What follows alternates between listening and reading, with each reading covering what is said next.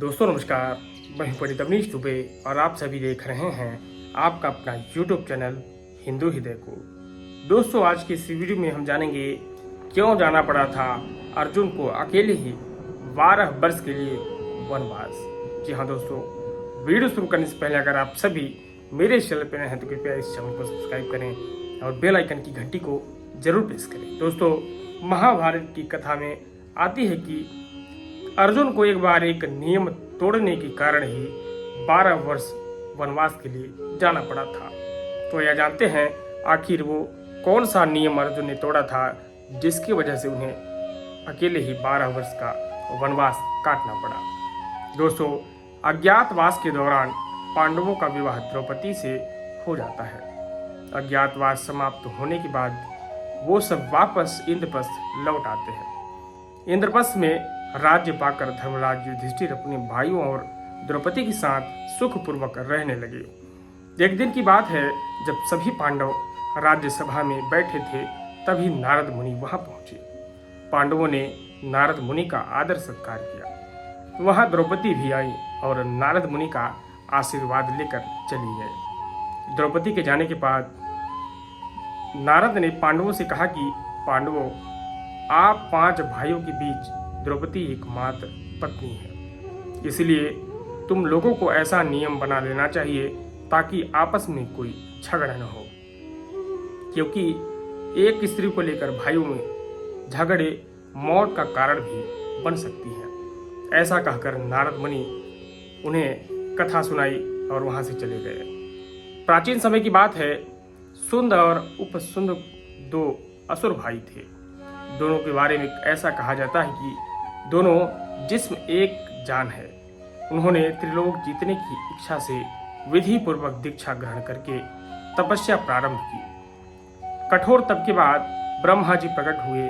दोनों भाइयों ने अमर होने का वर मांगा। तब ब्रह्मा कहा, वह अधिकार तो सिर्फ देवताओं को है, तुम कुछ और मांग लो। तब दोनों ने कहा कि हम दोनों को ऐसा वर दे कि हम सिर्फ एक दूसरे के द्वारा मारे जाने पर ही मरे। ब्रह्मा जी ने दोनों का वरदान दे दिया। दोनों भाइयों ने वरदान पाने के बाद तीनों लोकों में कोहराम मचाने लगे। सभी देवता परेशान होकर ब्रह्मा जी की शरण में गए। तब ब्रह्मा जी ने विश्वकर्मा जी से एक ऐसी सुंदर स्त्री बनाने के लिए कहा जिसे देखकर हर प्राणी मोहित हो जाए। उसके बाद एक दिन दोनों भाई एक पर्वत पर आमोद प्रमोद कर रहे थे। तभी वहां तिलोतला विश्वकर्मा की सुंदर रचना कनेर के फूल तोड़ने लगी। दोनों भाई उस पर मोहित हो गए।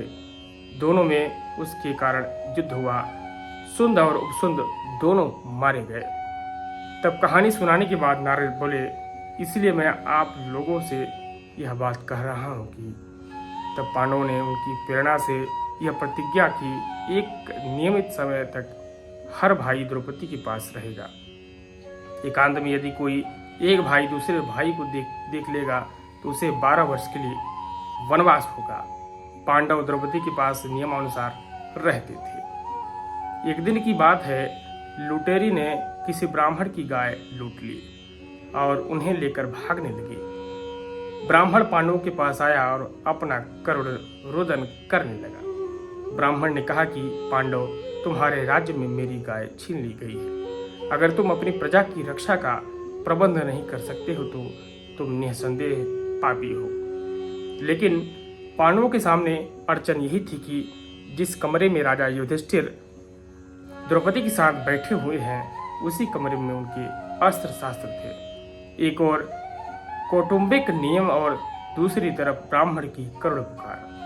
तब अर्जुन ने प्रण किया कि मुझे इस ब्राह्मण की रक्षा करनी है, चाहे फिर मुझे इसका प्रायश्चित क्यों न करना पड़े। इसके बाद अर्जुन राजा युधिष्ठिर के घर में निसंकोच चले गए। राजा ने अनुमति लेकर धनुष से उठाया और आकर ब्राह्मण से बोले, ब्राह्मण देवता, थोड़ी देर रुकिए, मैं अभी आपको गायों को आपके पास लौटा देता हूँ। अर्जुन ने बाणों की बौछार से लुटेरे को मारकर गाय ब्राह्मण को सौंप दी। इसके बाद अर्जुन ने आकर युधिष्ठिर से कहा, मैंने एकांत गृह में आकर अपनी प्रतिज्ञा तोड़ दी है, इसलिए मुझे वनवास जाने की आज्ञा दे। युधिष्ठिर ने कहा, तुम मुझसे छोटे हो और छोटे भाई यदि अपनी स्त्री के साथ एकांत में बैठा हो तो बड़े भाई के द्वारा उसका एकांत भंग करना अपराध है, लेकिन जब छोटा भाई यदि बड़े भाई का एकांत भंग करे तो वह क्षमा का पात्र है। अर्जुन ने कहा कि आप ही कहते हैं धर्म पालन में बहानेबाजी नहीं करनी चाहिए। इसके बाद अर्जुन ने वनवास की दीक्षा ली और वनवास को चले गए। दोस्तों, इस ज्ञानवर्धक वीडियो में इतना ही। अगर ये वीडियो आप सभी को पसंद आया हो तो इस वीडियो को लाइक करें, शेयर करें और अपने सभी सगे संबंधियों तक इस वीडियो को निश्चित रूप से पहुंचाएं। बहुत बहुत धन्यवाद।